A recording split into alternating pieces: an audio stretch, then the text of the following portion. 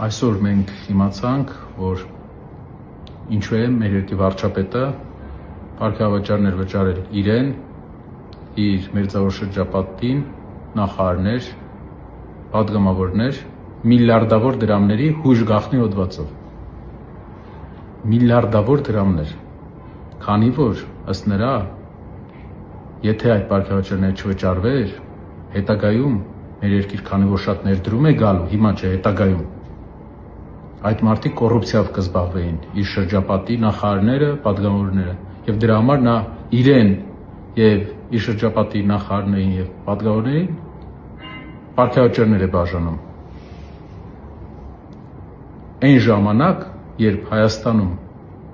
ունենք մարզեր, որտեղ ամեն երկրորդ համարյա աղքատության շեմին է, ապրում են ամսական 50-60 հազար դրամով, որտեղ ամեն 4-րդ Հայաստանի քաղաքացի ունի հագուստի խնդիր։ Իսկ մեր ղեկավարությունը միլիարդավոր դրամների, այն ղեկավարությունը, որ խոսք էր տալիս, որ պետք է համեստ ապրի, միլիարդավոր դրամների պարգևավճարներ է ստանում։ Սա մոտեցում է սպառողի եւ ոչ թե կառուցողի։ Կառուցող կառավարությունը չի նայելու այսպիսի բաներին, մեր հաղթանակի ժամանակ, ժողովրդի փոփոխության սպասելիքը իրականացնելու ժամանակ